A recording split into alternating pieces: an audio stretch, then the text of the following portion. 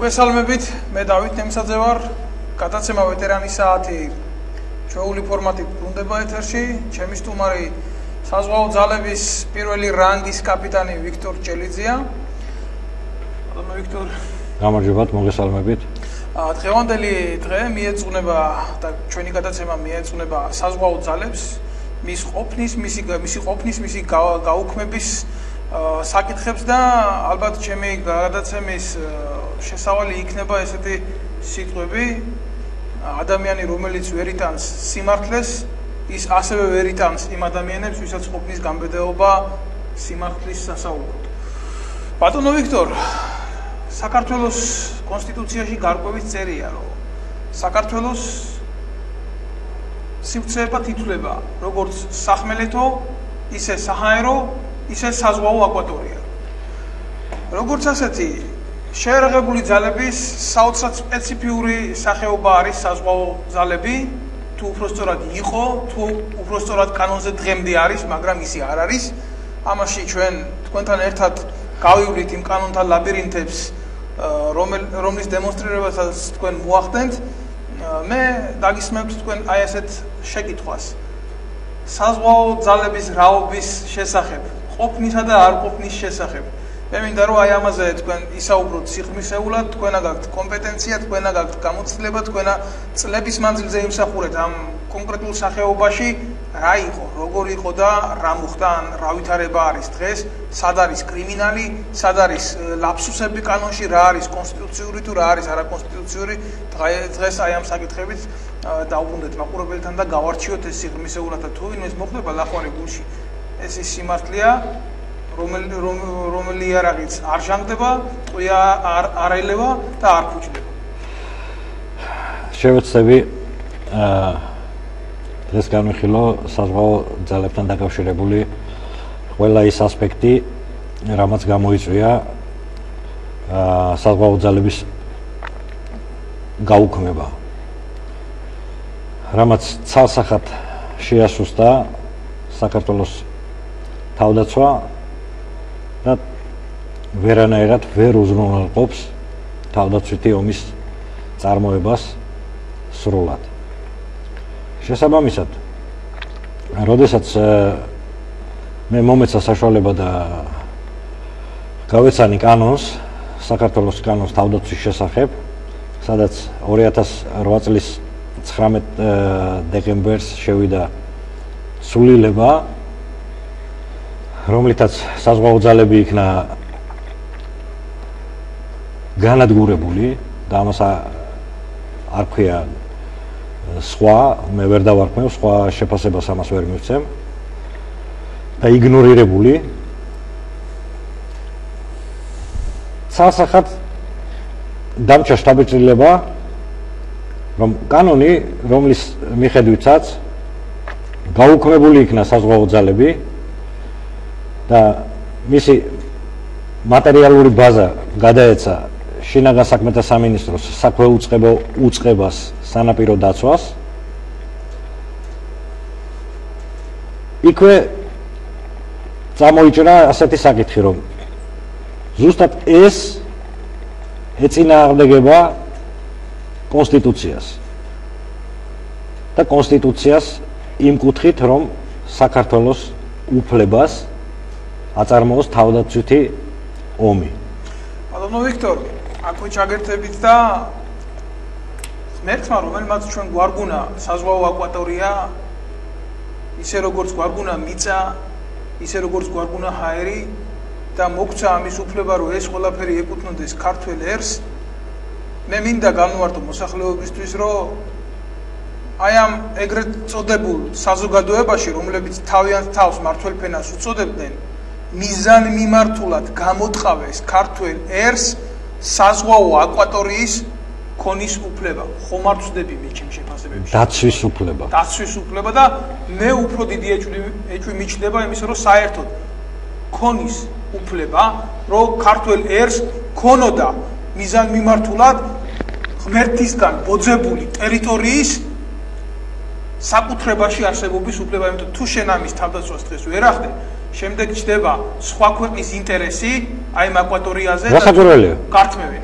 ეს ხდება ეტაპობრივად, თუ ხდება ნელა, ეს მაინც ხდება და ეხლა ეთყობა ვიღაცას მხოლოდ დასასვენებელ ზოლად უნდა და საზღვაო სივრცე და სანაპირო დაცვის პოლიცია რო ვერ შეითავსებდა საზღვაო ძალების ფუნქციას, ამას თქვენ უფრო კარგად განმარტავთ, მაგრამ კონდეს ქვეყანას საზღვაო აკვატორია არ ნიშნავს იმას, რომ მხოლოდ საჭუმპალაოდ გამართოს სეზონური გართობები სანაპირო ზოლზე. მე კიდევ ერთხელ ვიტყვი, რომ საზღვაო ძალების გაუქმება ეს ემსახურებოდა უცხო ქვეყნის სადაზვერო ინტერესს, ეს იყო შეიარაღებული ძალების ძირგამომთხრელი საქმიანობა, ანტიკონსტიტუციური ქმედება, რასაც ბატონი ვიქტორია ეტაპობრივად განმარტავს. კანონი ცოტა რთულად მისაღებია მოსახლეობის ყურამდე ბატონო ვიქტორ და შევეცადოთ აი ამის დეფინიცია მოვახდინოთ ეტაპობრივად. მე ერთადერთს ვიტყვი ღმერთისგან მოძებული ტერიტორიას დღევანდელ დღემდე უამრავი ქართველი და საქართველოს მოქალაქე შეეწირა იმის დასაცავად, რაც დღესდღეობით ჩვენ დაგვიტოვა ჩვენმა წინაპარმა. შესაბამისად, ამას დღესაც ჭირდება დაცვა და მხოლოდ პოლიტიკურ-ეკონომიური კუთხით ქვეყანაზე ზრუნვა არაფერს არ მოგცემს, თუ სამხედრო პოლიტიკური კუთხითაც არ შევხედეთ და არ გავატარეთ ღონისძიებები. იგივე პოლიტიკოსებმა, სადაც ძალიან ცოტა თუ ვინმე არის, რომელიც სამხედრო პოლიტიკურად აზროვნებს და ამ ჭრილში განიხილავს ამა თუ იმ თუ გინდა ეკონომიურ, თუ გინდა სოციალურ, თუ გინდა სხვა საკითხებს. არა, პოლიტიკოსები არიან, უბრალოდ ჯარში არ უმსახურიათ და ჯარში არ სამსახურზე ლაპარაკი, ზუსტად უცოდინარობის მიზეზი არის ის, რაზეც დღეს მინდა ვილაპარაკო და ერთ დავამატებ, რომ მე ამ ყველაფრის გასარკვევად და ადვილად რო გახდეს საჯაროდ გასაგები, გამოვიყენებ კანონებს, ციტირებას მოვახდენ იმ გადაწყვეტილებების, რაზეც მინდა ვისაუბრო. შესაბამისად, როგორც თქვი 2008 წელს საქართველოს პარლამენტმა მიიღო კანონი, უпростоრედ კანონში შევიდა შესწორება საქართველოს თავდაცვის შესახებ და ამ კონტექსტში გაუქმებული იქნა სამხედრო საზღვაო ძალები. როგორც კი ეს კანონი წავიკითხე, ცალსახად დავწმუნდი იმაში, რომ ამ კანონის შემქმნელი, გამხორციელებელი და მიმღები ცალსახად არაკომპეტენტური პირია ან პირები და დავინტერესდი თუ როგორ დაიბადა ეს კანონი პარლამენტში, რომელმაც შემდეგ 90 ხმით არც ერთის წინააღმდეგ კენჭი უყარეს და მიიღეს ანტიკონსტიტუციური კანონი, რომელიც ეწინააღმდეგება კონსტიტუციას. როგორც კი გავეცანი ამ მასალებს პარლამენტში, კომიტეტებში და ინიციატორებით დავინტერესდი, თუ ვინ იყო ინიციატორი. მივედი ლოგიკურ შეფასებებამდე იმ დასკვნების, რა დასკვნაც მე ამ კანონს თავიდანვე მივანიჭე. თუ კანონი არის დილეტანტების, უცოდინარების მიღებული, შესაბამისად, წინა დოკუმენტებშიც ვარაუდობდი მოსამზადებელ პერიოდს, რომ აქაც იგივე იქნებოდა განხორციელებული. ეხლა მე შევეცდები მოსახლეობას აუხსნა და მივაწოდო ინფორმაცია, თუ რასთან გვაქვს საქმე. მე გავეცანი განმარტებით ბარაც კანონ პროექტზე საქართველოს თავდაცვის შესახებ საქართველოს კანონში ცვლილებების თაობაზე, რომელიც ინიცირებული იქნა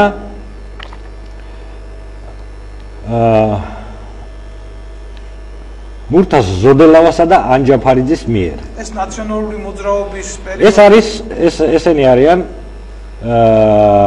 ნაციონალური მოძრაობის წევრები, იურისტები, მე მათ კომპეტენციაში ეჭვს ვერ შევიტან იმდენად რამდენადაც მათ წარმოუდგენლად განახორციელეს ამ კანონის ინიცირება პარლამენტში. საქმე რაშია? მე მინდა ანალიზი გავუკეთო ახლა ამ მოხსენებით ბარათს და აქ ყველაფერს თავის სახელს დავარქმევ. ეს კანონი ინიცირებული არის არაკომპეტენტური პირების, არაკომპეტენტური უწყების მიერ ცალკრივად სპეციალისტების რეკომენდაციის გარეშე. მე ბოდიშ მოვხდი მოსახლეობას, რომ ესე მხოლოდ პირდაპირ დიალოგში და მონოლოგში ვერ მივყვები ამ თემას, იმიტომ რომ აუცილებლად უნდა წავიკითხო და შემდეგ გავუკეთო ამას ყველაფერს შეფასება. სწორი შეფასება. მოკლედ, კანონპროექტის მიღების მიზეზი. კანონის თანახმად საქართველოს შეერაღებული ძალები შედგება, ციტირებ, სახმელეთო, სამხედრო, საჰაერო და სამხედრო საზღვაო ძალებისგან. საქართველოს საზღვაო სივრცის დაცვას სამხედრო საზღვაო ძალებთან ერთად ახორციელებს საქართველოს სასაზღვრო პოლიციის სანაპირო დაცვის დეპარტამენტი. აბზაცი არ არის დამთავრებული და აქ უკვე არასწორი შეფასება არის. რადგან საზღვაო სივრცის დაცვას ახორციელებს და ახორციელებდა სამხედრო საზღვაო ძალები. ხოლო საქართველოს სანაპირო დაცვა ახორციელებდა საზღვრის დაცვას და მხოლოდ სანაპიროს დაცვას. და საზღვაო სივრცის განმარტება ამ განმარტებით ბარათში არასწორია. და გავაგზავნებ რასთან გვაქვს საქმე. რაც იწვევს, ესე იგი ეს ორივეს ერთად დაცვა იწვევს, როგორც წერია, ფუნქციათა დუბლირებას. ტყუილი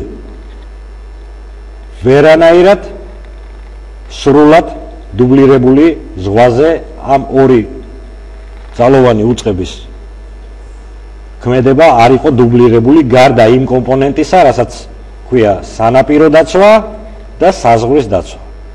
ამ კომპონენტში რასაკვირველია, თავდაცვის სამინისტრო ახორციელებდა კონკრეტულად სანაპირო დაცვას, საზღვრის დაცვასაც და სივრცის თავდაცვასაც და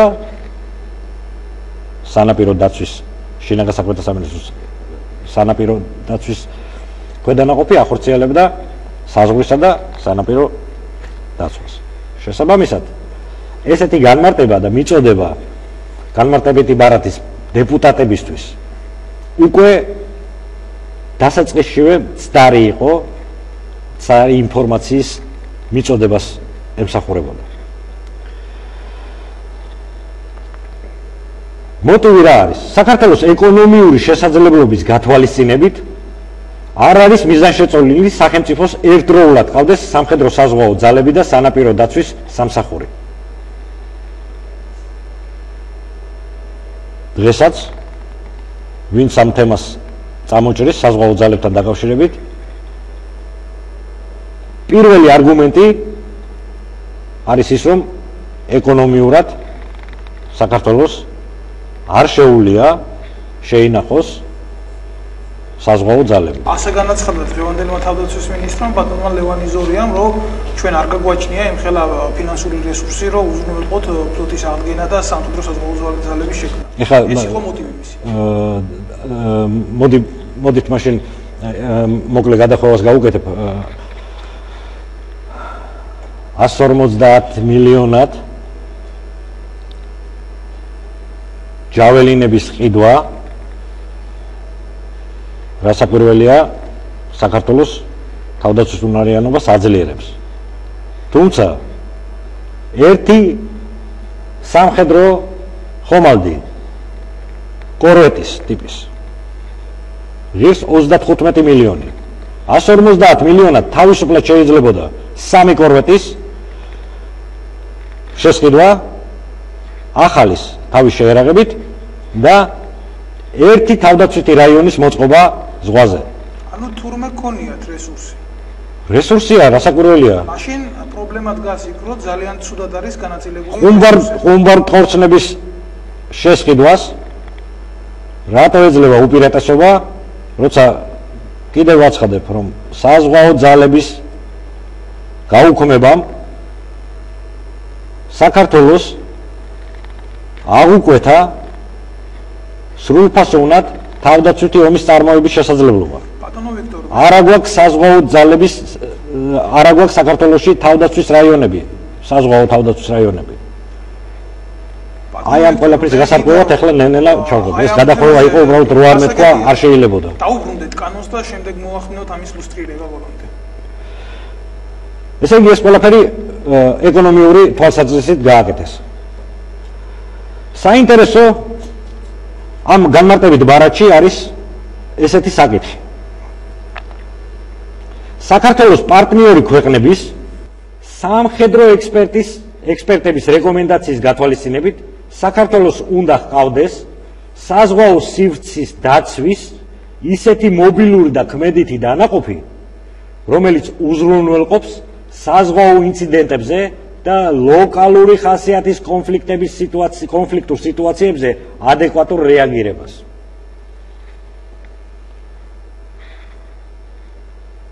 აქ წერია განმარტებით ბარათში, რომ ჩვენმა პარტნიორმა სახელმწიფოებმა და მათმა სამხედრო ექსპერტებმა საქართველოს რეკომენდაცია მისცეს, რომ არ არის საჭირო ორი ქვედანაყოფი.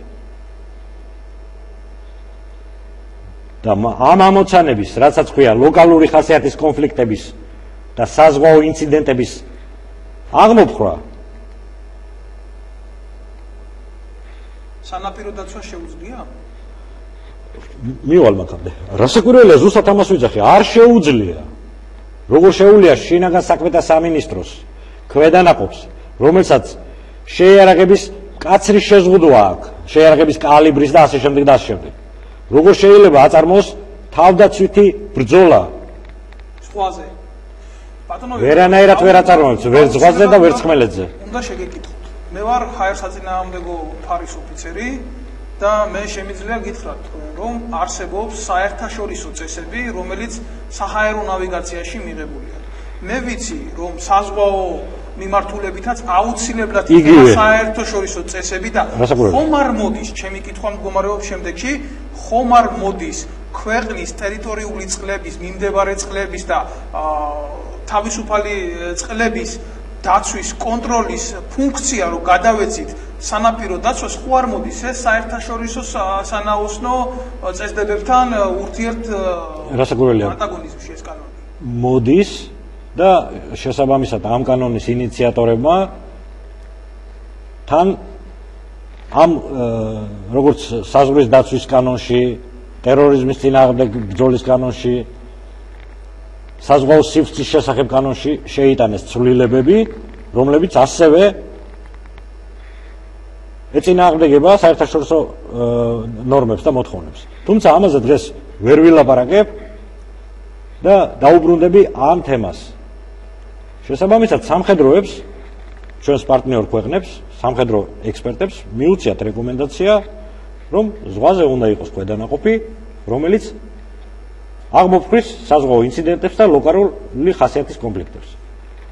განმარტება მინდა გავაკეთო, რომ ლოკალური ხასიათის კონფლიქტი არის ლოკალური საომარი ვითარება.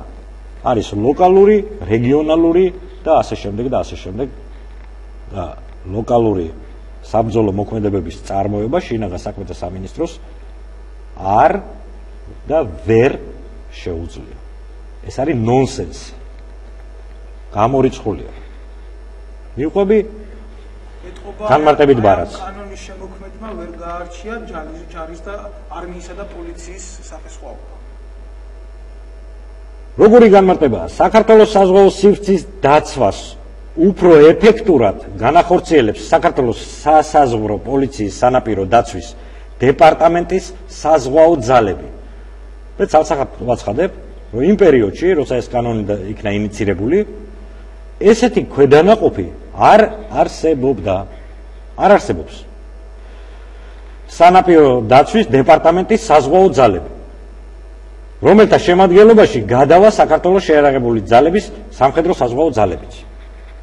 ეს ყველაფერი დაწერილია, რომ ობიექტურ პირს შეექმნას იმის ილუზია, რომ არსებობს ორი დუბლირებული ძალა ზღვაზე და რასაჭიროა ორი ძალა, როცა ამასაც ყავს საზღვაო ძალები, ამასაც ყავს საზღვაო ძალები.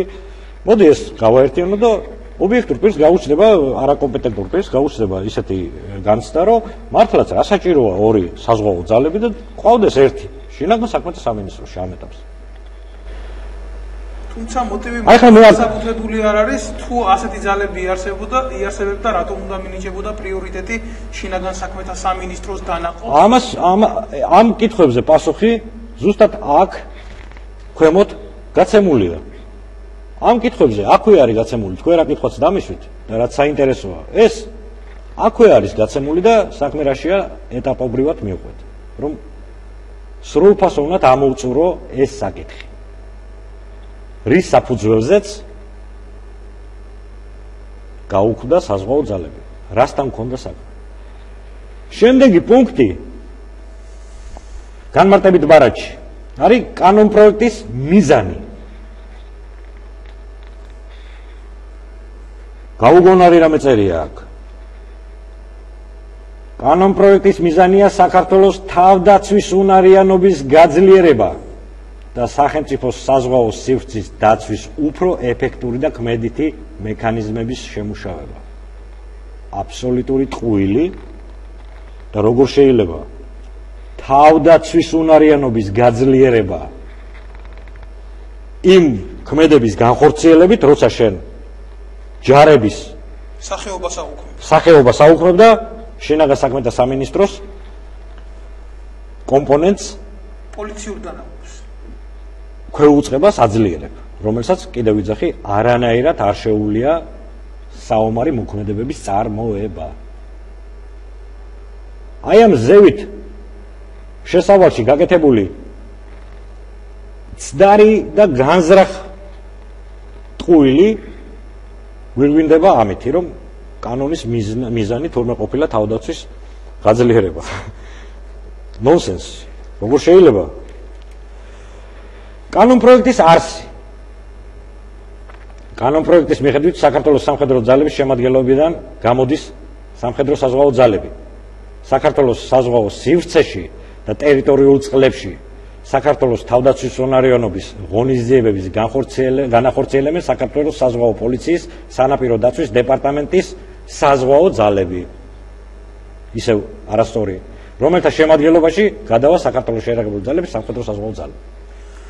ესეც იგივეა, რაც თავში იყო, ობიექტურ პირს უნდა გაუჩნდეს განცდა, რომ ძალები ყავს ორი და ერთი გადადის მეორეში. მივყვეთ და ამ წუთში გაიგებს მოსახლეობაც რაშია საქმე. კანონპროექტის ფინანსური დასაბუთება. ფინანსური დასაბუთება ჭირდება ამ კანონპროექტს, იმიტომ რომ ეკონომიური მდგომარეობიდან გამომდინარე აუქმებენ საზღვაო ძალებს, ხომ? მოტივი ეს არის ეკონომიური. ვკითხულობთ. კანონპროექტის მიღებასთან დაკავშირებით აუცილებელი ხარჯების დაფინანსების წყარო. არ არის საჭირო, პარლამენტი აკეთებს ამას და ხელფას იღებენ და არ არის დაფინანსება. კანონპროექტის გავლენა ბიუჯეტის საშემოსავლო ნაწილზე. კანონპროექტის მიღება არ მოახდენს გავლენას სახელმწიფო ბიუჯეტის საშემოსავლო ნაწილზე. მაშინ რას აკეთებენ ისინი? მიზანი რა იყო საზღვაო ძალების გაუქმების? იძახით ეკონომიური და თუ ეს ეკონომიურ მოგებას არ განახებს, ერთი მეორეს ეწინააღმდეგება. გადავიდეთ შემდეგზე. კანონპროექტის გავლენა ბიუჯეტის ხარჯვით ნაწილზე. აქაც იგივე არ მოახდენს გავლენას კანონპროექტი სახელმწიფო ბიუჯეტის ხარჯვით ნაწილზე. არც ახალ საფინანსო ვალდებულებებს მოითხოვს ეს კანონპროექტი. კანონპროექტის მოსალოდნელი ფინანსური შედეგები იმ პირთათვის, რომელთა მიმართაც ვრცელდება კანონპროექტის მოქმედება.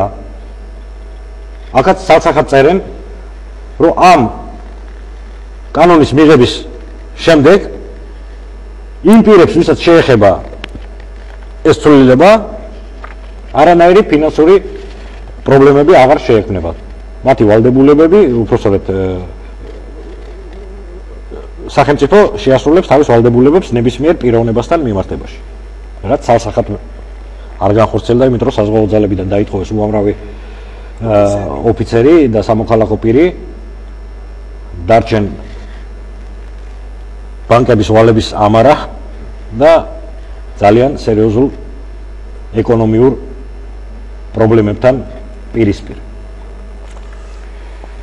გავაგრძელებ, ეს ჩავათავოთ, აუცილებელია და მივხვდებით რაშია საქმე. აქ განმარტებებია, რომ კანონპროექტი არ ეწინააღმდეგება საქართველოს წევრობასთან დაკავშირებულ ვალდებულებებს, საერთაშორისო ვალდებულებებზე ალაპარაკი,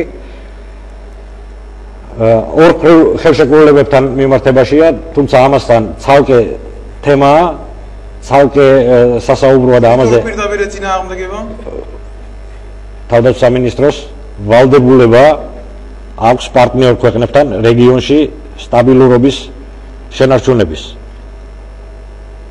საზღვაო კომპონენტის და თავდაცვის შესუსტება პირდაპირ ეწინააღმდეგება იმ ვალდებულებას, რა ვალდებულებაც აღებული აქვს საქართველოს. იმიტომ რომ ის შავი ხვრელი, რომელიც დღესაც არსებობს საზღვაო აკვატორიაში, ამ შავ ხვრელს აუცილებლად გამოიყენებს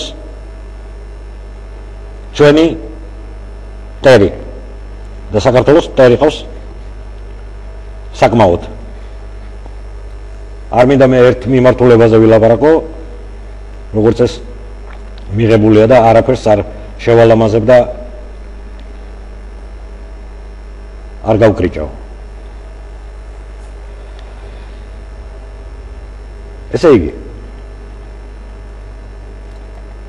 ყველაზე საინტერესო ნაწილი კანონპროექტის მომზადების პროცესში მიღებული კონსულტაციები სახელმწიფო, არასახელმწიფო ან და საერთაშორისო ორგანიზაციები, დაწესებულებები, ექსპერტები, რომლებმაც მონაწილეობა მიიღეს კანონპროექტის შემუშავებაში, ასეთის არსებობის შემთხვევაში. კანონპროექტის შემუშავებაში მონაწილეობა მიიღო საქართველოს შინაგან საქმეთა სამინისტრო. აი, პასუხი. სხვა დემოკრატიული წარმონაქმნები, არასამთავრობოები, სხვა სუბიექტები არ ყოფილა. აგერ არის კიდევ მეორე პუნქტი, კანონპროექტის შემუშავებაში მონაწილე ორგანიზაციის, დაწესებულების ან და ექსპერტის შეფასება კანონპროექტის მიმართ ასეთის არსებობის შემთხვევაში არ მონაწილეობდა. მხოლოდ არის შინაგან საქმეთა სამინისტრო. ეხლა მე სვავ კითხვას. როგორ შეიძლება თავდაცვის სამინისტროს ერთ-ერთი ჯარების გაუქმებაზე იყო საუბარი, თავდაცვითი რაიონების მოსმობაზე იყო საუბარი და ამაში არ მონაწილეობდეს არც ერთი სამხედრო პირი, არც ერთი ექსპერტი, არ მონაწილეობდეს თვით თავდაცვის სამინისტრო. ეს არის წარმოუდგენელი ამბავი და სწორედ ეს არის კონკრეტულად ის დანაშაულებრივი ქმედება, ის არაკომპეტენტურობა, რომელმაც გამოიწვია კანონში ცვლილების შეტანა, რომლის მიხედვითაც გაუქმებული იქნა საზღვაო ძალები. ბატონო ვიქტორ, მე მაინტერესებს ის მატერიალურ-ტექნიკური ქონება, რომელიც აი ამ კანონპროექტის საფუძველზე ჩამოერთვა თავდაცვის სამინისტროს, იმიტომ რომ სახეობა აი ეგრეთ წოდებული კანონის მეშვეობით გაუქმდა არმიის საზღვაო ძალები, ვის გადაეცა და თუ არის რამე ნათქვამი კანონში. რასაკვირველია, კანონში პირდაპირ არის მითითებული, რომ თავდაცვის სამინისტროს საზღვაო ძალების მატერიალურ-ტექნიკური ბაზა გადაეცეს შინაგან საქმეთა სამინისტროს საქვეუწყებო უწყებას, სანაპირო დაცვის დეპარტამენტს, ფინანსური ვალდებულებები დარჩა თავდაცვის სამინისტროს, ეს განსაზღვრულია კანონში. ანუ მე იმის თქმა მინდა ამეთი, რომ ის შეიარაღება, რაც გადავიდა თავდაცვიდან შინაგან საქმეთა სამინისტროს დანაყოფებში, იყო თუ არა ეს თანხმრივი დარღვევა, იგივე კალიბრაჟის სხვაობის და ხასიათის. საქმე რაშია, რომ აი ზუსტად ამას ვიძახი, ეს კანონი, ეს თავიდანვე დეპუტატებზე კანონ პროექტის წარდგენის პროცესში განხორციელებული ეს განმარტებითი ბარათი, ეს არის ყველაფერი, რომელიც განცდას გაუჩენს ადამიანს, რომ ეს ესე მოხდა, თუმცა კიდევ ვიმეორებ, არ გადაცემულა, გადაეცა მხოლოდ და მხოლოდ ნავმისადგომები, პორტის გარკვეული ნაწილი და შეიძლება გადაეცა საშტატო შეიარაღება, თუმცა გემები და ის შეიარაღება, რომელიც საზღვაო ძალებს გააჩნდა, რომლითაც ხორციელდებოდა თავდაცვის რაიონების თავდაცვა ზღვაზე, ასე შემდეგ, ესენი არ გადაცემულა, კაცო.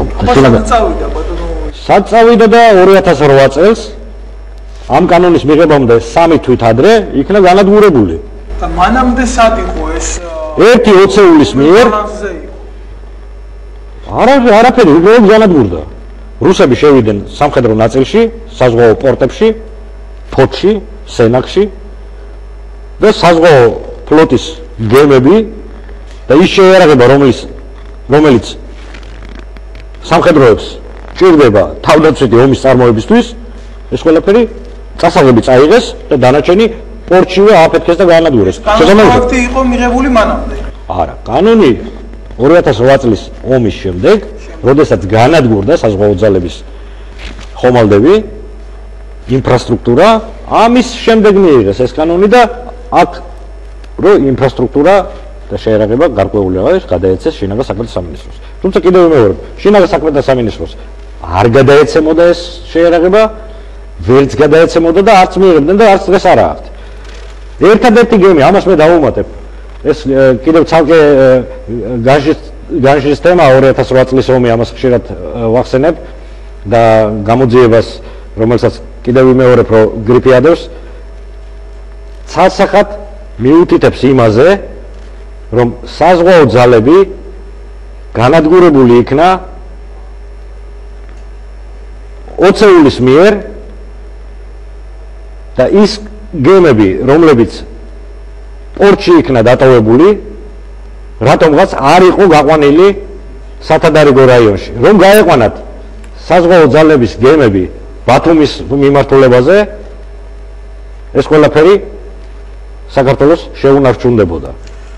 ამაზეა ლაპარაკი. გაანადგურეს ფლოტი, გაანადგურეს ის ბაზა, რომელზეც შემდეგ არგუმენტირებულად ზოგიერთი სამხედრო პირი იძახდა, რომ ჩვენ გვაქვს რაღაც ბაზა და ამ ბაზაზე უნდა ყავდეს საზღვაო ძალები. მოხდა რა, განადგურება მოხდა საზღვაო ძალების და შემდეგ ამ პერიოდში უკვე დეკემბერში ვერავინ ვერ მოიტანდა იმის არგუმენტს, რომ საზღვაო ძალები უნდა ყავდეს. აღარ ყავდა. 20 წელმა გაანადგურა საზღვაო ძალები.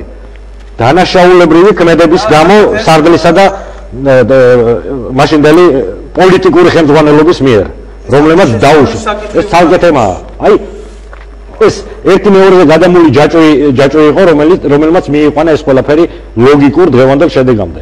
ერთადერთი გემი და საინტერესო რა არის? ერთადერთი გემი, რომელიც არ ჩაიძირა და საზღვაო ძალებმა გადაარჩინეს, ეს არის გემი, რომელიც თურქეთიდან დროებით სარგებლობაში ყავს და დღესაც აღენია და ირიცხება სანაპირო დაცვის ქვედანაყოფზე, თუმცა მასზე აღენია შეიარაღება, რომელიც ეწინააღმდეგება კონვენციას და ამ გემს არ იყენებენ, ვერც გამოიყენებენ. უბრალოდ ყავთ. და ეს არის თურქეთის და არის ჩვენ სამხედრო მფლობელობაში? დროებით კი. თუ საპოლიციო მფლობელობაში? ეხლა საპოლიციო. რა არის იცი? კაპიტანო, აქ შეიძლება ბევრი რაღაცა. ამ შეკითხვას აუცილებლად დავსვამ, მე მინდა ბატონ პოლიციელებს, მე არ მინდა გამიგო შინაგან საქმეთა სამინისტრომ ჩემი ტონი, თითქოს მე მათ შეურაცხყოფ, მაგრამ როდესაც ქვეყნის თავდაცვის უნარიანობას ეხება საქმე, და საზღვაო აკვატორიას ეხება საქმე და ანტიკონსტიტუციურ ქმედებებს ეხება საქმე, დიახ მე თქვენ მოგმართავთ, ზუსტად ასე. თქვენ პოლიციელებო, რომლებსაც შეთავსებული გაქვთ ქვეყნის თავდაცვის უნარიანობა, მე მინდა რომ თქვენ წაუკითხოთ მათ კანონი, საქართველოს კანონი, რა არის საბრძოლო ხომალდი, მისი კონტროლის, მიდევნების სუფლება და იცოდნენ მაინც ყოველ შემთხვევაში თუ არის აუცილებლობა არის ეს, რომ სწორი ანალიზი გააკეთოს ადამიანმა, რა შეა საქმე და რა გამოიწვია ამ აღრევამ და შინაგან საქმეთა სამინისტროზე ამ ფუნქციის დაკისრებამ, ეხლა განმარტავ. დღევანდელ მოქმედ კანონში საქართველოს საზღვრის დაცვის შესახებ მუხლი 23-ში წერია ესეთი რამე, რომ საქართველოს სახელმწიფო საზღვაო საზღვრის დაცვას ახორციელებენ საქართველოს თავდაცვის სამინისტრო, საქართველოს საგარეო საქმეთა სამინისტრო, საქართველოს შინაგან საქმეთა სამინისტროს სისტემაში შემავალი უფლებამოსილი ორგანო. და ბოლოსწინა პუნქტია მესამე დაუშვებელია სახელმწიფო საზღვაო საზღვრის დაცვის ფუნქციების სხვა უწყებებისა და ორგანიზაციებისთვის გადაცემა. ანუ გაკეთებული აქვს რა? გაკეთებული აქვს ის, რაც დაუშვებელია, რაც არაკონსტიტუციურია, რაც ეწინააღმდეგება თვითონ მოქმედ კანონს. ეს არის რეალობა, ეს ფაქტია და ეს ეწინააღმდეგება რეალობას, იმიტომ რომ ზღვაზე ვერანაირად ვერ იმოქმედებს თავდაცვის სამინისტრო, იმიტომ რომ ამ კანონით თავდაცვის სამინისტროს ქვედანაყოფებს შეეზღუდათ ქვეყნის მთელს ტერიტორიაზე გადაადგილების, მოქმედების და თავდაცვითი ომის შესაძლებლობა. არ არსებობს საქართველოში საზღვაო თავდაცვის რაიონები და ვერანაირ სერიოზულ ეკონომიურ წინსვლაზე ვერ გვექნება საუბარი, გინდა ანაკლიის სპორტის აშენება იყოს, გინდა სხვა ინფრასტრუქტურის განვითარება, თუ ჩვენ არ გვექნება ზღვაზე პასუხისმგებელი პირი ორგანო და აი ეს თავდაცვის რაიონები, რომლებიც უზრუნველყოფენ უსაფრთხო ეკონომიურ საქმიანობას ჩვენს ტერიტორიულ და მიმდებარე წყლებში. აი პრობლემა. ჩვენ გვჭება გადაცემის დასრულებამდე, ანუ პირველი ნაწილის დასრულებამდე 2 წუთი ჩვენ სარეკლამო ჭრის შემდეგ დავფუნდებით. მე აქტუალურად მიმაჩნია საკითხი, ასევე განვიხილოთ ჩვენ როცა ლაპარაკობენ შავი ზღვის უსაფრთხოებაზე, ქალბატონ ხიდაშევს ჰქონდა ამაზე ყბა მოღებული და ძალიან ბევრს ლაპარაკობდა, თუმცა მისი მიდგომების ანალოგიური იყო როგორც ბატონ იზორიასი და აქ მხოლოდ არაფერი არ იცვლება პიროვნებების და განცხადებების თამადობით, ზუსტად ამას ვიტყოდი, იმიტომ რომ მათ აქვს ზუსტად ერთნაირი მიდგომა სახელმწიფო უსაფრთხოების მიმართ, ეს არის დილეტანტური მიდგომა, ეს არის pseudo კომპეტენტური მიდგომა და ეს უპავს ზუსტად ჩვენი ქვეყნის უსაფრთხოებას. ჩვენ პირველ ნაწილს ვასრულებთ გადაცემისა და ჩვენ აუცილებლად გადაცემის სარეკლამო ჭრის შემდეგ დაგიბრუნდებით.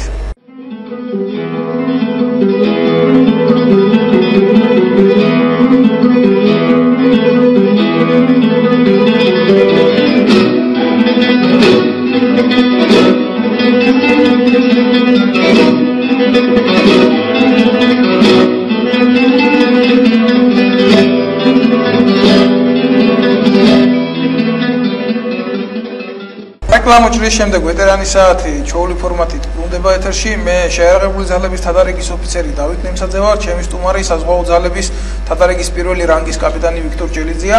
დღეს ჩვენ ვსაუბრობთ საკითხზე, რომელიც ეხება სამხედრო საზღვაო ძალების გაუქმებას, იმ ძირგამომცხრელი ეგრეთ წოდებული კანონმდებლობის შემუშავებას, რამაც მიზანმიმართულად შეასუსტა ქვეყნის თავდაცვის უნარიანობა. ეს იყო კონკრეტულ პირთა პირადი ინიციატივები მორგებული სხვადასხვა ინტერესებზე და ბატონო ვიქტორ, ისევ გადმოვდივარ თქვენთან სიტყვით და განვაგრძოთ აი ამ კანონ პროექტზე საუბარი, რომელიც სააკაშვილის დროს იქნა 2008 წლის შემდეგ მიღებული. ესე იგი, რახან ინიცირებული იქნა ეს კანონი, რომელიც უკვე აღნიშნე რომ არის ანტიკონსტიტუციური და რამაც დაასუსტა ქვეყნის თავდაცვის უნარიანობა, შესაბამისად ამას მოყვა სხვა კანონებში ცვლილების შეტანის აუცილებლობა, რომელიც აგრეთვე ამ კანონთან ერთად იქნა პარლამენტში ინიცირებული. ეს კანონპროექტები, უпроსტოდ კანონები, რომლებიც იქნა შეტანილი ცვლილება იყო სახელმწიფო საზღვრის შესახებ, საზღვაო სივრცის შესახებ საქართველოს კანონში ცვლილებების შეტანა, საზღვაო კოდექსში ცვლილებების შეტანა, საზღვაო სამაშველო სამსახურში, ტერორისტთა ბრძოლის შესახებ საქართველოს კანონში ცვლილებების შეტანის თაობაზე და სამხედრო მოსამსახურეების სტატუსის შესახებ ინიცირებული ცვლილებები. უკაცრავად ბატონო ვიქტორ, ეს რასთან გქონდა საქმე, ანუ ერთი მთავარი ღერძის დანგრევამ იძულებული გახადა ესენი, რომ შეეტანა. ეს იყო უსუსური შემდეგ ცდელობა ამ ანტიკონსტიტუციური გადაწყვეტილების მიღების შემდეგ სხვა კანონების რამენაირად მორგება, რომ ეს ყველაფერი რაღაც ბალანსში მოსულიყო. რაღაც ბალანსში მოსულიყო, რაღაც კანონთან მიმართებაში ვიხმარ ამ სიტყვას გაეპრავებინათ. გასაგებია. მიღებულია დღეს. გასაგებია ხო კი დღეს. აი ამასთან აგვაქვს საქმე. ამ კანონპროექტების ინიცირებაზე კონკრეტულად აღარ შევალ, თუმცა ერთ რამეს მოგახსენებთ. მაგალითისთვის სანაპირო დაცვის და თავდაცვის უწყების ერთობლივი მოქმედებით ზღვაზე შესაძლებელი იყო აღკვეთილიყო ისეთი ღონისძიება, რაც ეხება გემის მიმალვას საქართველოს ტერიტორიულ ან მიმდებარე წყლებში დანაშაულის ან ჩადენის ან სავარაუდო ჩადენის შემთხვევაში. საერთაშორისო კანონმდებლობიდან გამომდინარე დევნის ოპერაციის განხორციელება მხოლოდ და მხოლოდ შეუძლია სამხედრო გემს. ხაზს უსმევ, რომ სანაპირო დაცვის ხომალდებს რანაირი ფუნქციაც არ უნდა დაეკისროს და დააკისრონ თავდაცვითი ომის და თავდაცვის და ასე შემდეგ შესრულების ვერანაირად ვერ განახორციელებენ უცხო ქვეყნის გემის დევნას საქართველოს ტერიტორიულ მიმდებარე წყლებში. ეს განმარტება და კარგად რომ ავხსნა, წავიკითხავ კანონს, ჩვენს მოქმედ კანონსაც და დასკვნაზეც მოკლედ მოგახსენებთ. სამხედრო ხომალდის განმარტებას გავაკეთებ. სამხედრო ხომალდი საქართველოს ან უცხო ქვეყნის შეერაღებული ძალების სანაოსნო საშუალება, რომელსაც აქვს სამხედრო ხომალდის განმასხვავებელი ნიშნები, რომელსაც მეთაურობს ამ ქვეყნის საზღვაო ოფიცერთა სიაში ან სხვა ეკვივალენტურ დოკუმენტში რეგისტრირებული სამხედრო სამსახურის ოფიცერი და ჰყავს სამხედრო დისციპლინის დაქვემდებარებული ეკიპაჟი. ეხლა მე მინდა განვაცხადო ერთი რამ, რომ საქართველოს საზღვაო ძალების გაუქმების შემდეგ ზღვაზე მიუხედავად იმისა, რომ ილუზია აქვს შექმნილი, რომ არსებობს რაღაც საზღვაო ძალები, შინაგან საქმეთა სამინისტროს საქვეუწყებო უწყება, არ ყავს არც ერთი სამხედრო მეზღვაური. შესაბამისად, საქართველოს ტერიტორიულ წყლებში ჩადენილი დანაშაულის გამო გაქცეული გემის დევნის განხორციელების უფლება არ გააჩნია არც მსურველ საშუალებას არსებულს დღეს შინაგან საქმეთა სამინისტროს დაქვემდებარებაში. ბატონო ვიქტორ, მე გადავალ მაყურებელთან ესეთი რიტორიკული შეკითხვით, თუ შეიძლება ესეთი შეკითხვა დასვა, მაგრამ მეტყობა უნდა დასვა, იმიტომ რომ შეკითხვები ეკუთვნის ყველას. ჩვენი მისია დღეს არ არის ის, რომ მხოლოდ ვისაუბროთ ამ უბედურებაზე, ეს შეკითხვები უნდა დაისვას სამოქალაქო სექტორში და თითეული მაყურებელი, რომელიც დღეს ჩვენ ვიყურებს, და დასვას ეს შეკითხვა საკუთარ ცნობიერებაში.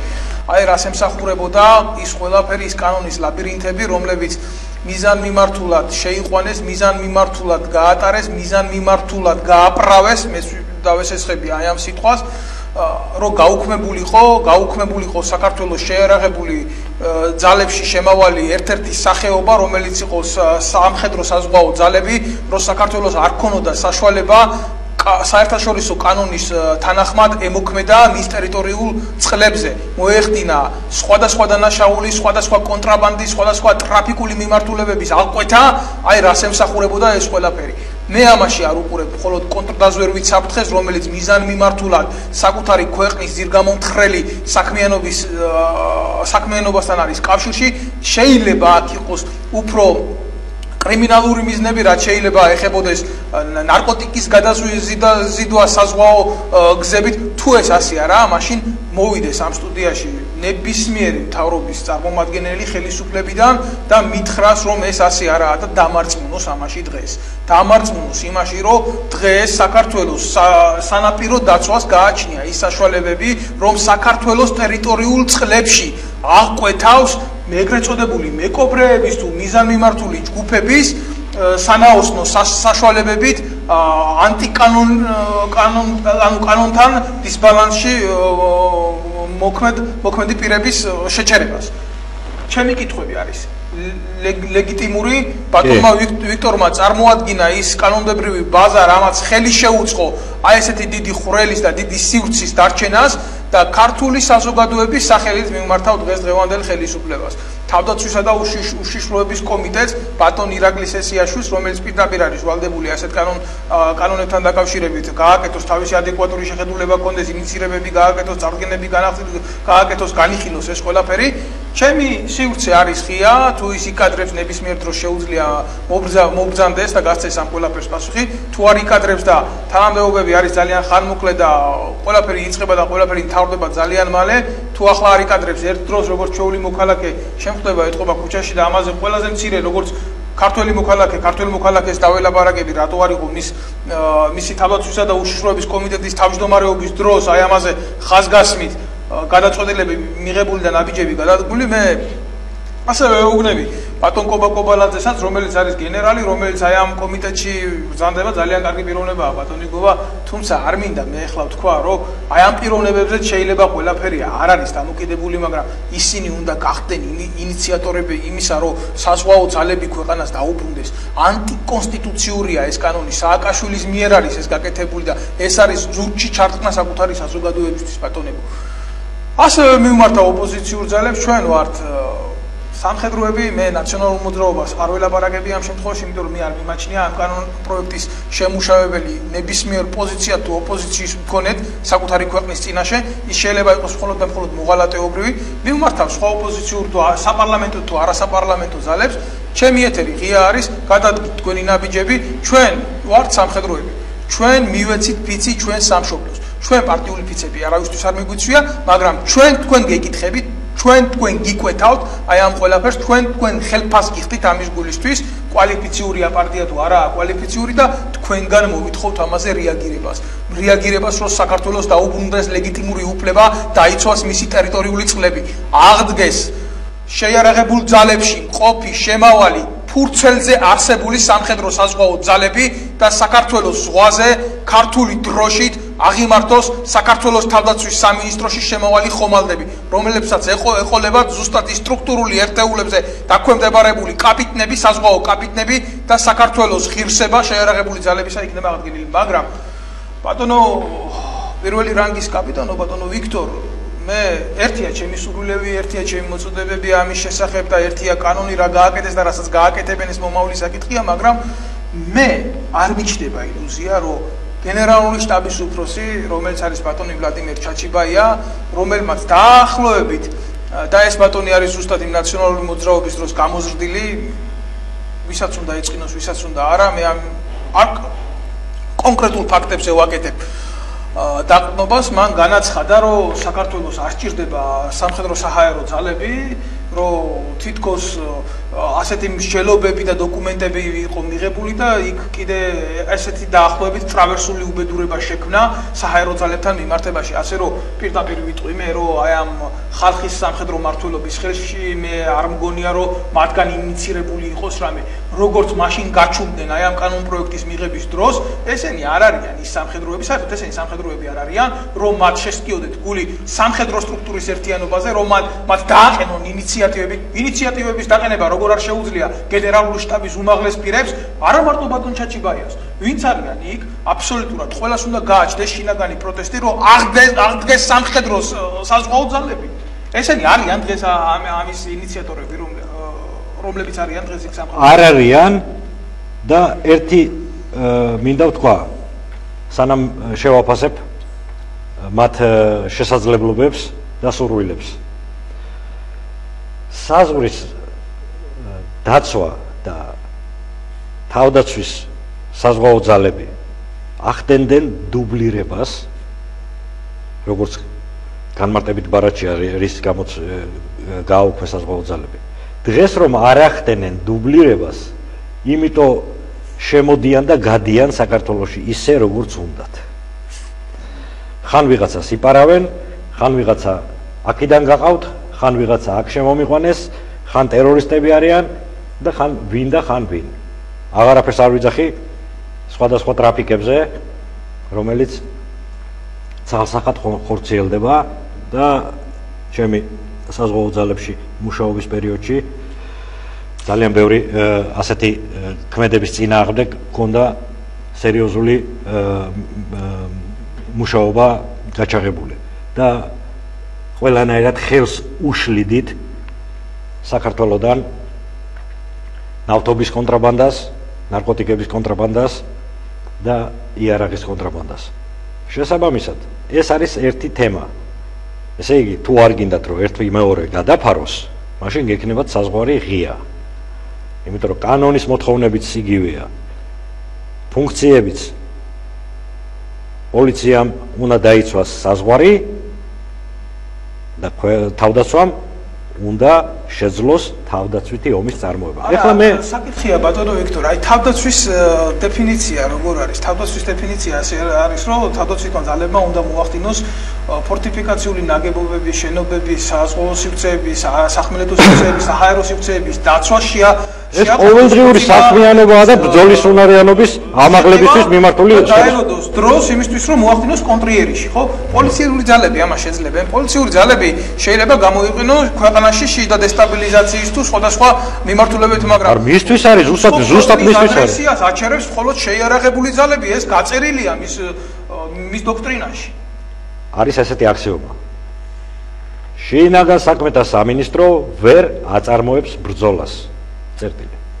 კი ბატონო. აქედან გამომდინარე ყველაფერი. ეხლა გადავიდეთ ერთ საკითხზე, რომელიც თქვენ დასვით და მე მინდა გაგცეთ პასუხი ამაზე. გააკეთებს თუ არა დღეს გენერალური შტაბი რამეს, გააკეთებს თუ არა პრეზიდენტი რამეს. მე ერთი რამე ვიცი, რომ დღეს პრეზიდენტიც უშიშროების საბჭოც არის თუ არა ისიც პრეზიდენტთან არსებული კანტორა არ ვიცი რა არის იქ. გენერალური შტაბი ცალსახად რაც ვიცი არის ის რომ ადგენენ თავდაცვის გეგმას და ხელს აწერენ. თავდაცვის გეგმა დგება ქვეყნის საფრთხეებიდან გამომდინარე, რისკებიდან გამომდინარე, შეფასებებიდან. კითხვა სვავ. როგორ აწერენ ხელს საქართველოს თავდაცვის გეგმას, როცა საზღვაო მიმართულებაზე საქართველოს შეიარაღებულ ძალებს შეზღუდული აქვს გადაადგილებისა და მოქმედების საშუალება. ესეთი რამე არ არსებობს. შესაბამისად, თუ ჩვენ ვერ ვასრულებთ თავდაცვის გეგმას სრულყოფილად, ეს ეწინააღმდეგება კონსტიტუციით მინიჭებულ უფლებას თავდაცვითი ომის წარმოებას. შესაბამისად, ეს ყველაფერი და ეს კანონი, როგორც საჰაერო ძალების გაუქმება, ისე საზღვაო ძალების გაუქმება არის ანტიკონსტიტუციური. ეხლა მე ერთი რამე მინდა ვთხოვო იმ პოლიტიკურ პარტიებს, იმ არასამთავრობო ორგანიზაციებს, რომლებიც დაკავებული არიან ქვეყნის და მოწოდებული არიან გაცხადებულად მაინც ქვეყნის სასიკეთოდ და მოქმედებენ. დაინტერესდით ამ თემით, იმიტომ რომ ამას სჭირდება კვალიფიციური იურისტების და სპეციალისტების, ასევე თავდაცვის სფეროში ანალიზი, ღრმა ანალიზი და სამართლებრივად ამ ყველაფრის გასწორება. მე აუცილებლად მივალ იქამდე, რომ ამ კანონის ანტიკონსტიტუციურად ცნობის შესახებ შევიტან სარჩელს, თუმცა მე როგორც ფიზიკურ პირს არ მაქვს ამის უფლება, თუმცა მე ყველა ღონეს ვიხმარ. ფიზიკური პირი ჩვენ ვართ ორგანიზაციის სახელით წარმოდგენილი და ორგანიზაციის სახელით გავაკეთებთ ზუსტად. მინდა შევიტანო სარჩელი საკონსტიტუციო სასამართლოში, რადგან კიდევ ვიმეორებ, თავდაცვის შესახებ კანონში შეტანილი ცვლილება მეცხრე პრიმა მუხლი არის ანტიკონსტიტუციური. მე სამწუხაროდ უნდა აღვნიშნო ის, რომ როგორც აღნიშნა ახლა ბატონმა ვიქტორმა, იქ პრეზიდენტი, უშიშროების საბჭო და ასე შემდეგ თვითონ არიან დაკომპლექტებული ისეთი ხალხიდან, რომლებიც ვერ ერკვევიან აი ამ ყველაფრის სპეციფიკაში, ისწავლეს აი ამ სამხედრო ტერმინების დემონსტრირება, ვიღაცას ახვევენ თავზე, რაღაც არტიკულაციებს აკეთებენ აი ამ ყველაფრისა და მაგათ გონიათ რომ ყველაფერი იციან, მაგრამ ასე არა. ეს საუბარი რა თქმა უნდა ყველას არ ეხება. ეს არ ეხება ჩვენი პათოსი იმ ოფიცრებს, რომლებიც თავდაცვის სამინისტროში არიან და ჩვენ ძალიან კარგი ოფიცრები და ძალიან კარგი ჯარისკაცები გვყავს, მაგრამ ეს ეხება იმ ინიციატორ პირებს, რომლებიც თავზე იღებენ ქვეყნის თავდაცვის უნარიანობის ვექტორის განვითარებას. ესე არ ხდება ბატონებო. აი ამას თქვენ გესაუბრებით, პირადად თქვენ გესაუბრებით და ასევე მე ბატონო ვიქტორ ილუზიები არ მაქვს იმაზე, რომ ეს პიროვნებები, რომლებიც თავზე იღებენ აი ამ მიმართულების განვითარებას, რამეს შეცვლიან, თუნდაც ერთი პატარა მოტივის გამო, რომ თავდაცვის სამინისტროში, სამოქალაქო ოფისში გენერლის წოდება მიანიჭეს ქალბატონ ლელა ჩიკოვანს და ჩემთვის ეს არის შეურაცხყოფელი. მე არ ვიცი და კეთილინებოს თავდაცვის სამინისტროს პრესსამსახურმა გამოვიდეს და განმარტოს სამოქალაქო ოფისში თუ გინდოდა რომ ესეთი ფორმა ყოფილიყო, რომ თავდაცვის სამინისტროს სამოქალაქო ოფისი ყოფილიყო ეს დემოკრატიული წარმმართველი შეერაღებული ძალების განვითარებისა, ხო? მაშინ იქ უნდა ყოლოდათ სამოქალაქო პირები და მე მაინტერესებს სამოქალაქო პირი ლელა ჩიკოვანი რა სტატუსით გახდა თავდაცვის სამინისტროში გენერალი. მაქვს თუ არა მე ამ კითხვის დასმის ლეგიტიმური კითხვაა. რომელ საზღვაო ძალების აღდგენაზე ვლაპარაკობთ უკაცრავად ქალბატონმა, რომელსაც ჰქონდა სურვილი რომ გამხდარიყო გენერალი, ეს წოდება ადგა და მიიკერა ბეჭებზე. ძალიან გული მდგივა ბატონო ვიქტორ, მე არ მაქვს ფორმა, რომელიც აი ამ ჩემს გულის ტკივილს გადმოსცემს, კიდევ ამას ვერ გამოვხატავ ისე როგორც მინდა, მაგრამ თავდაცვის სამინისტრო იქცა არხშემდგარი ნაპოლეონების, არხშემდგარი გენერლების და არხშემდგარი პერსონების ადგილად, სადაც ყველას გონია, რომ ეს არის ადგილი, სადაც მოვა შეჭამს და წავა, სადაც იათი დაბოლოებულ გვარებს მოიყვანს იმ ოფიცრების გაყრის შემდეგ, რომელსაც რეორგანიზაციას დაარქვევს. ეს არის ძალიან ცუდი, ამას უყურებს საზოგადოება და ესეთი კუთხობრივი გარჩევები ამ თავდაცვის სამინისტროში და არაკომპეტენტურობის ზღვარი ანგრევს შეიარაღებულ ძალებს და ეს არაფრით არ განსხვავდება ბატონი სააკაშვილის და მისი გუნდის მიღებული კანონისა, რომელმაც სახეზე რაც მოგვიტანა ძალიან კარგად ვნახეთ.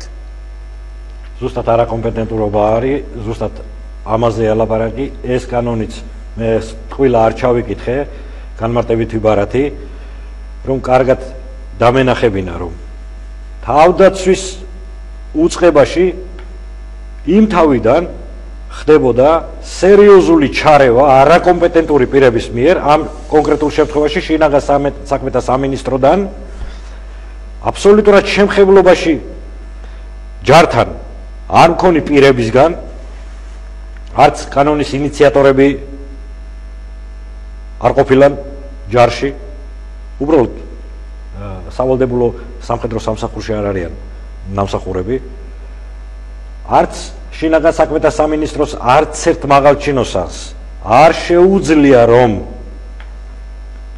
განსაზღვროს თავდაცვის ღონისძიებები და შეაფასოს რა ჭირდება თავდაცვას და რა არ ჭირდება.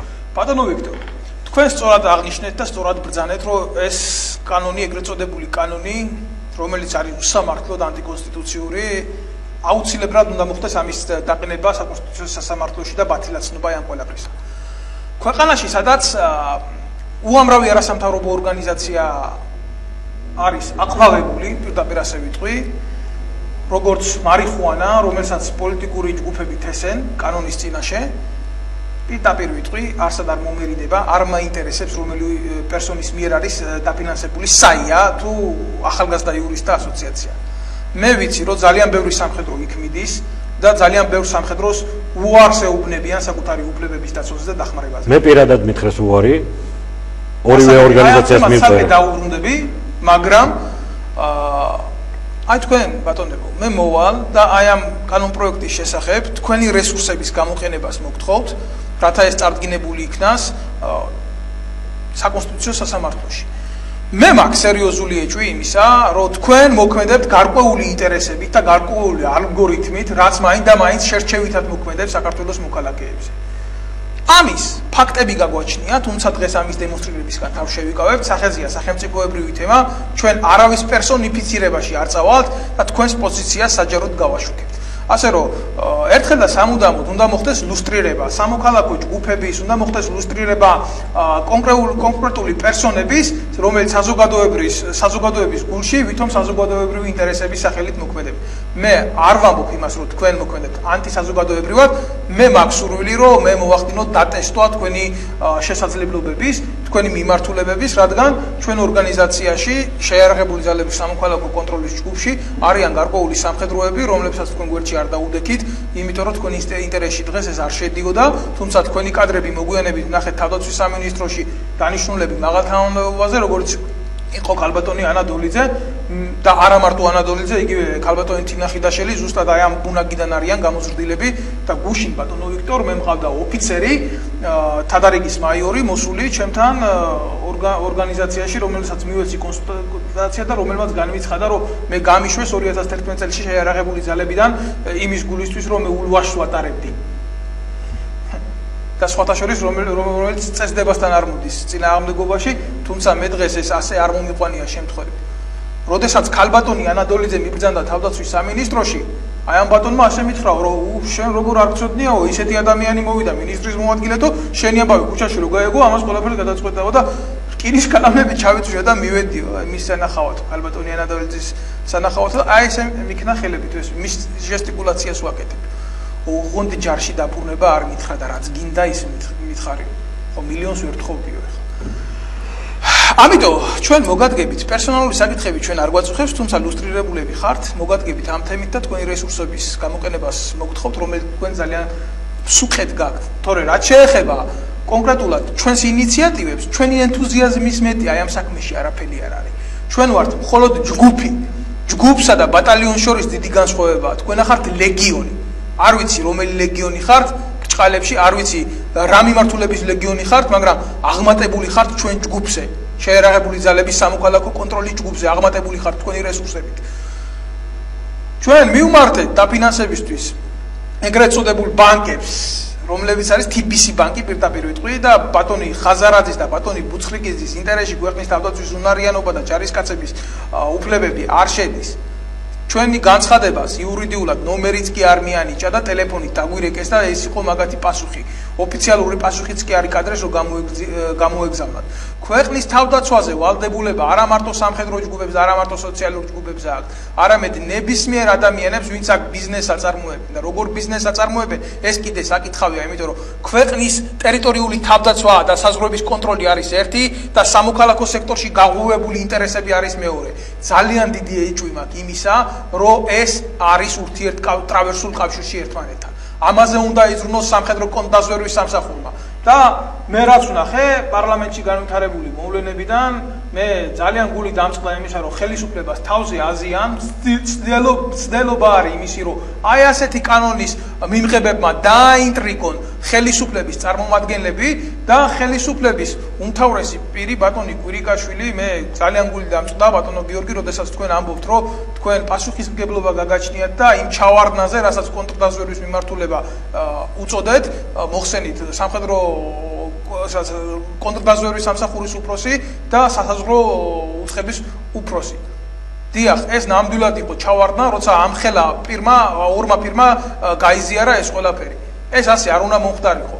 ეს იყო ჩვენი თითოეული მათგანის შეურაცხყოფა და ეს თქვენ პასუხისმგებლობისგან არ განთავისუფლებთ.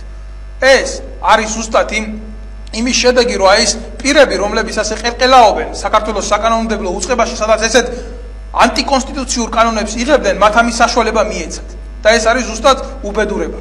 და თუ არ მოხდება კანონის წინაშე გასწორება აი ამ ადამიანებისა, ხო? ყოველთვის ვიქნებით ესეთ ინტრიგაში ჩავარდნილი, არა მარტო თქვენ, არამედ თითოეული ჩვენგანი. და ჩვენი მოთხოვნაა, რომ ეს ასე არ იყოს.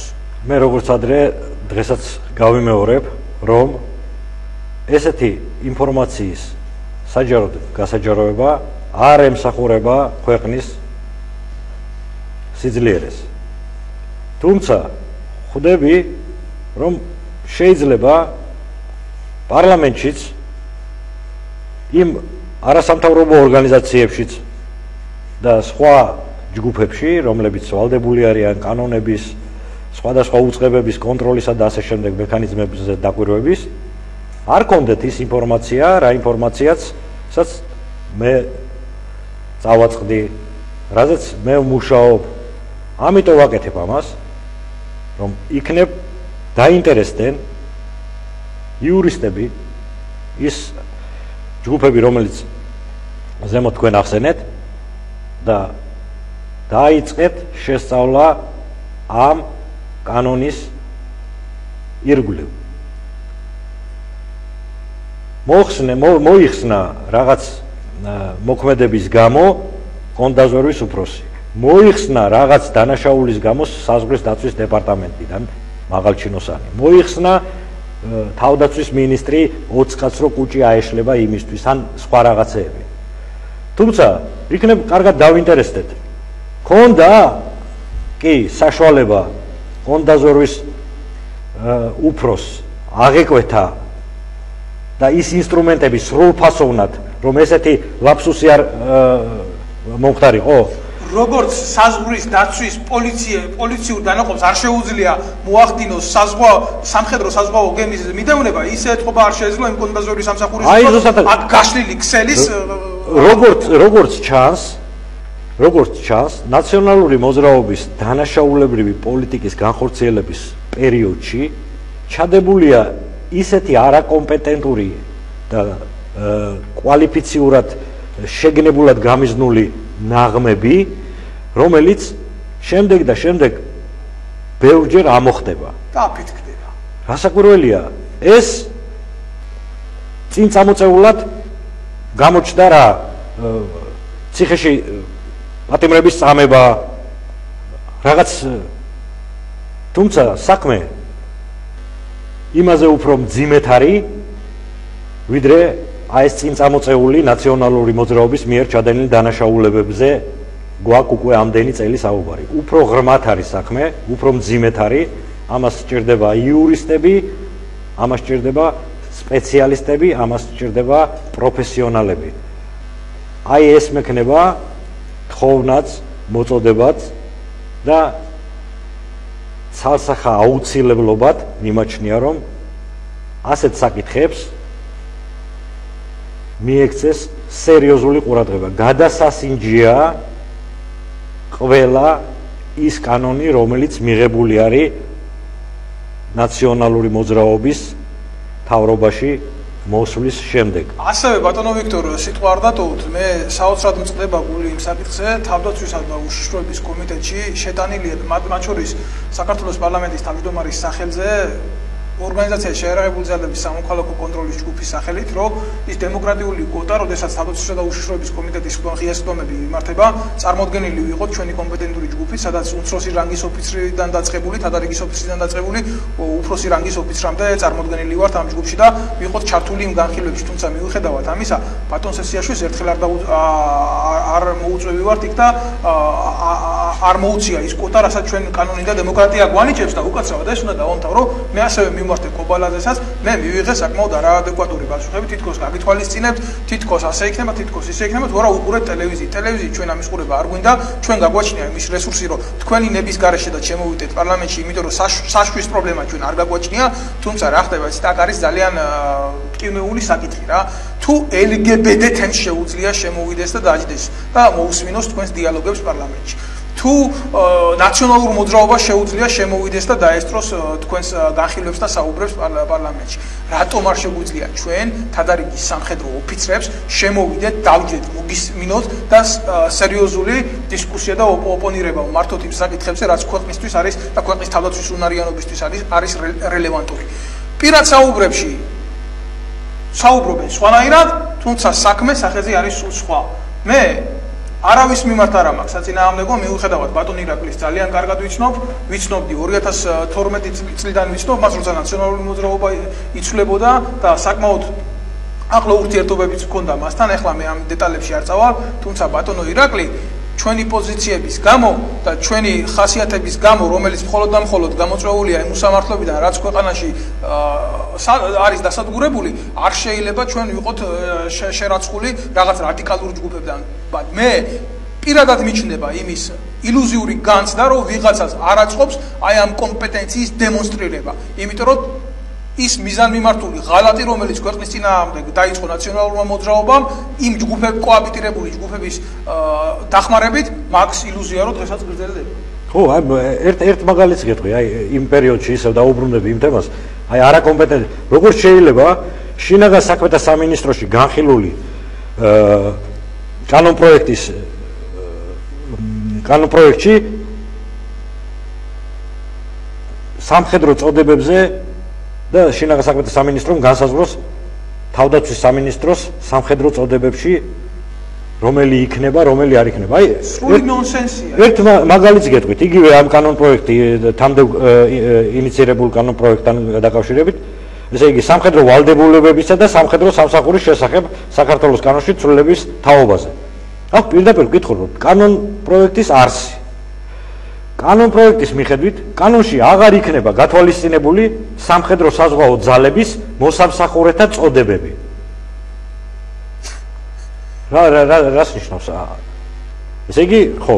ანუ ეს ნიშნავს იმას, რომ სამხედრო გემი თუ დაარღვევს შენ ტერიტორიულ წყლებს, მას გაეკიდება სანაპირო დაცვის კატარღა, რომლის მეთაური იქნება პოლონეთი. ვერ გაეკიდება, იმიტომ რომ ის გემი მერე უჩივლებს საერთაშორისო სასამართლოში საქართველოს და დააჯარიმებენ იმდენი თანხით, რამდენითაც ორ ფლოტს ავაშენებთ. ამიტომ დღეს საზღვაო ძალებზე, უпростоრად საზღვაო კომპონენტი, შინაგან საქმეთა სამინისტრო არ ახორციელებს დევნას, მხოლოდ არიან დაკვირვების პატრული რეჟიმში, მეტი არაფერს არ აკეთებენ. აკვირდებიან სიტუაციას, მათ გონიათ, რომ გემებზე დაკვირვება ეს არის დაზორვა, მათ გონიათ, რომ ისევ კანონიდან გამომდინარე ვიტყვი, რომ საომარი მოქმედებების დროს ეს ქვეუწყება სანაპირო დაცვის შინაგან საქმეთა სამინისტროს ეს ქვეუწყება გადადის თავდაცვის სამინისტროს დაქვემდებარებაში. მე ვსვავ კითხვას, არსებობს ურთიერთქმედების გეგმა, ან როგორ უნდა შეასრულოს შერწყმის მომენტია. დაიწყო თავდასხმა საქართველოზე. როგორ უნდა განახორციელოს შინაგან საქმეთა სამინისტროს თანამშრომლებმა, გემებმა და იმ პირადმა შემადგენლობამ თავდაცვის სამინისტროს ურთიერთქმედება, როცა საბრძოლო მომზადების გეგმები არ არსებობს, კაცო. არაფერი არ არსებობს. როგორ უნდა იყოს ურთიერთქმედების გეგმა არ არის. საბრძოლო მომზადების გეგმა არ არის. ესე იგი რა, ეს არის აბსოლუტურად ტყუილი, მიზანმიმართულად გატარებული და მიიტანილი დეპუტატებამდე, შემდეგ განხორციელებული ცვლილებები, რომელმაც საქართველოს თავდაცვის უნარიანობა დაასუსტა. მოშალა და დღეს იმ შავხრელში, კიდევ ვიმეორებ, ჩვენ შეიძლება მივიღოთ სერიოზული საფრთხე. არც ერთი კომპანია, სადაზღვეო კომპანია იმ ტვირთებს არ დააზღვევს, რომლებიც საქართველოზე გაივლის შავი ზღვის გავლით, იმიტომ რომ ჩვენ ამ კანონებიდან გამომდინარე, ამ ტყუილიდან გამომდინარე, ილუზია გვაქვს შექმნილი, რომ პასუხისგებლობა ვიღაცას გააჩნია ამ ტერიტორიაზე, თუმცა რეალურად ამ ტერიტორიაზე, ზღვაზე პასუხისგებლობა არავის არ აქვს. ბატონო ვიქტორ, ჩვენ გვჭება 5 წუთი გადაცემის დასრულებამდე და მე ესეთ ჩანართს გავაკეთებდი თუ მოხდება თქვათ მოწინააღმდეგის სამხედრო გემიდან დესანტირება ზღვაზე, ეტყობა ჩავა იქ ან სლეისარი, ან კბილის ტექნიკი, ან კიდე არ ვიცი, ან გინეკოლოგი და უმეთაურებს ჯარს, ან რომელიმე ქალაქის მერი და გააჩერებს აი ამ ყველაფერს. ეს რა თქმა უნდა მწარე ხუმრობით ჩვენ ცხოვრობთ ჯელსომინოს სრულთა ქვეყანაში, აი ამ ილუზიაში, რომელიც ნაციონალურმა მოძრაობამ კანონებით გააправა, სრული ამ სიტყვის მნიშვნელობით და დღესაც ცდელობა აქვს იმისი, რომ მოახდინონ ხელისუფლების დაშანტაჟება სხვადასხვა საერთაშორისო მექანიზმებით და ეს არის უბედურება, ამას უნდა გასცეს თვითონ საზოგადოებამ პასუხი. სხვანაირი წინაღობა აი ამ უბედურების გამოსასწორებლად არ იქნება. დანარჩენთან დაკავშირებით მე მინდა ასევე ვთქვა ის, რომ არავის არ შეექმნეს ილუზია, რომ აი ეს ხომალდი, ბრჭყალებში ხომალდი, რომელიც აი ამ უსამართლობის გეზით მიდის, არ იქნება განადგურებული სამოქალაქო სექტორის მიერ, ჩვენ გაგვაჩნია ძალიან ძლიერი ტანდემური ტორპედო, რომელიც აი ამ თქვენს უსამართლობას შეაჩერებს. გვაქვს საკმაოდ კარგი გამოცდილება ზღვაზეც, ხმელეთზეც, ცაშიც და აი ამ უსამართლობებს, რომელიც მიმართული იქნება საქართველოს ხელისუფლების და საქართველოს სახელმწიფოს წინააღმდეგ, აუცილებლად დაუდგებით წინ. ამას გავაკეთებთ საკუთარი მკერდით, საკუთარი სისხლით, საკუთარი ხორცით. ჩვენ მიცემული გვაქვს ფიცი, მიცემული გვაქვს არაპარტიული ფიცი, არამედ მიცემული გვაქვს ფიცი საქართველოს სახელმწიფოს წინაშე, გვაქვს მხედრული ფიცი მიცემული და ჩვენ ამ ფიცს აუცილებლად შევინარჩუნებთ და გავიტანთ ბოლომდე თუნდაც საკუთარი სიცოცხლის და სისხლის უკანასკნელი წვეთამდე. ბატონო ვიქტორ, დასკვნისთვის მოგცემთ სიტყვას. ჩვენ გრჩება რამოდენიმე წუთი. ერთს დავამატებდი ამ ყველაფერს და გავუკეთებდი რეზიუმეს. ეს ყველაფერი, რაზეც ახლა საუბრობდი, შევეცადე, რომ მარტივად გადმომეცა და დაინტერესებული პირებისთვის გასაგები ყოფილიყო თუ რაზე მაქვს საუბარი. რჩევას მივცემ ისევ თავდაცვისა და უშიშროების კომიტეტს თვითონვე დაინტერესდნენ ამ საკითხით. მათ ყავთ იურისტები, მათ შეუძლიათ ამ საკითხის წამოწევა, შეისწავლონ და გააკეთონ ის, რაც მათი გასაკეთებელია.